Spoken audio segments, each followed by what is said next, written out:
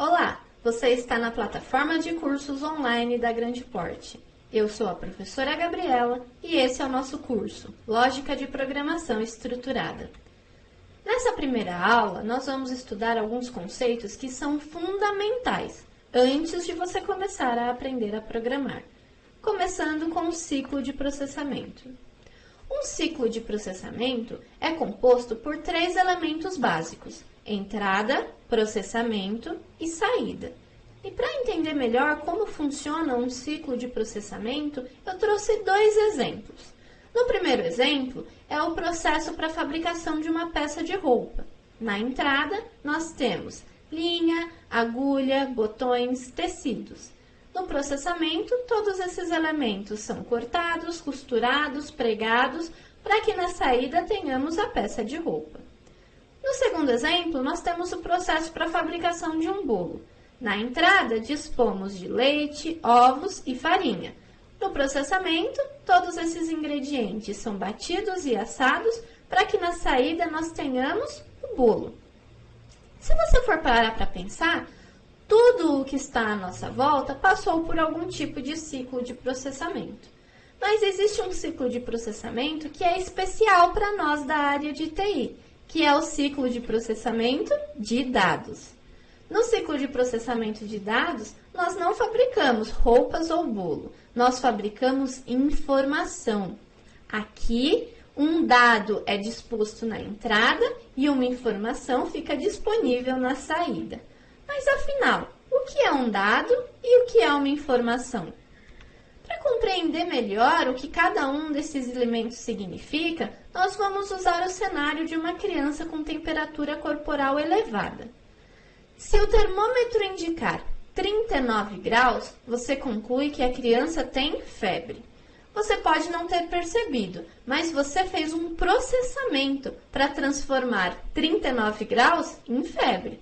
Você se perguntou, 39 graus é maior do que 37? E você só conseguiu fazer esse processamento porque você sabe a temperatura média corporal de uma pessoa. Logo, você conseguiu transformar o seu dado em uma informação. As informações, elas são extremamente úteis porque são a partir delas que nós conseguimos fazer um processo de tomada de decisão.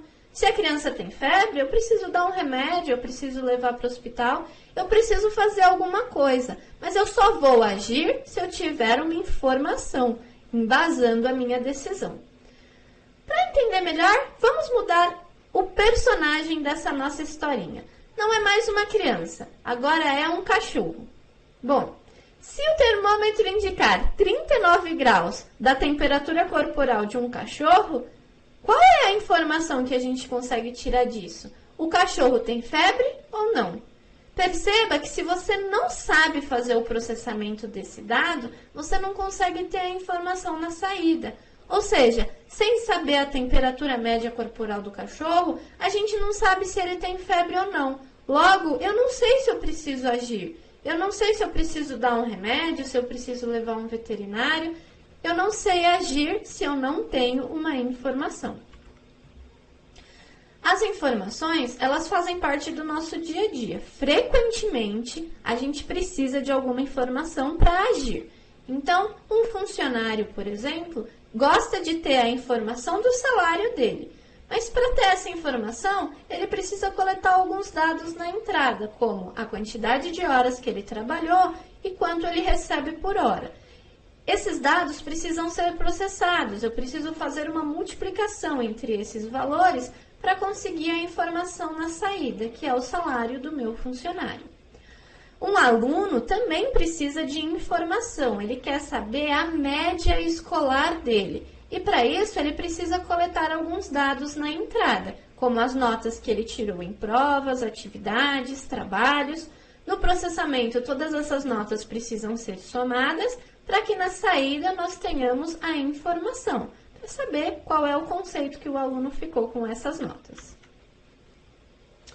Agora, como eu faço esse processamento? Como eu converto um dado em uma informação?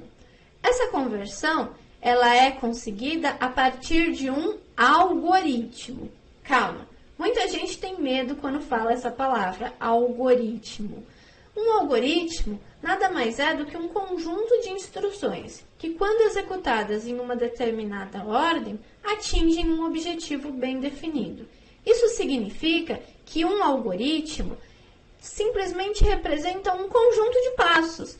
Não é algo específico para nós da área de TI. Na verdade, é algo que a gente faz no nosso dia a dia. Existe o algoritmo que nós seguimos para despertar. Aqui eu exemplifiquei esse algoritmo com poucas instruções. Então, a gente espera o alarme soar, desliga o alarme e levanta. Nós temos um algoritmo para escovar os dentes, colocar a pasta na escova, escovar os dentes e enxaguar a boca.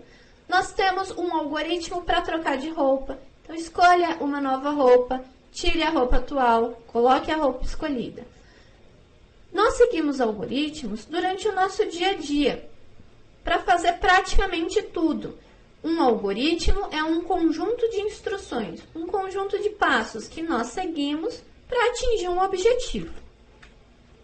Mas existem alguns algoritmos que são usados para descrever um ciclo de processamento de dados. Isso significa que o algoritmo não vai te ajudar a escovar os dentes, ou a levantar de manhã, ou a trocar de roupa. Esse algoritmo está convertendo dado em informação. Logo, esse algoritmo pode ser escrito de forma computacional. Eu coloquei aqui como exemplo o cenário de um estudante que precisa calcular a média final. Então, como instrução 1, ele precisa consultar a nota da primeira prova. A instrução 2, consultar a nota da segunda prova. Na instrução 3, nós precisamos fazer um cálculo, somar essas duas notas e dividir por 2. Por último, na instrução 4, a média final é apresentada. Existem muitas formas de representar um algoritmo. Um algoritmo pode ser representado usando um português corrente, como a gente fez nos exemplos anteriores, ou a gente pode usar algum tipo de representação gráfica, visual, como, por exemplo, um fluxograma, um diagrama de blocos ou qualquer outro tipo de diagrama. Ou você pode usar uma linguagem de programação. Aqui eu coloquei 2 exemplos. Um algoritmo escrito em Java, um algoritmo escrito em C++, ou você pode representar um algoritmo usando pseudocódigo.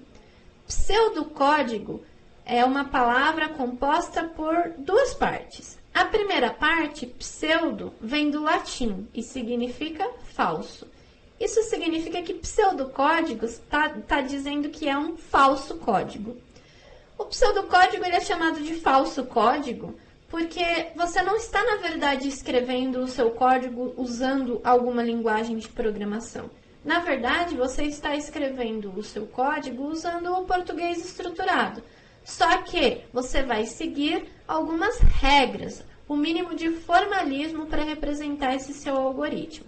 Nesse curso, todos os nossos algoritmos serão escritos usando pseudocódigo. Agora, por que aprender a programar? Nós estamos caminhando para uma sociedade completamente tecnológica. Hoje, todas as nossas atividades do dia a dia dependem de sites, aplicativos, redes sociais e sistemas. De que adianta a gente viver em uma sociedade que depende de sistemas para tudo se ninguém souber programar?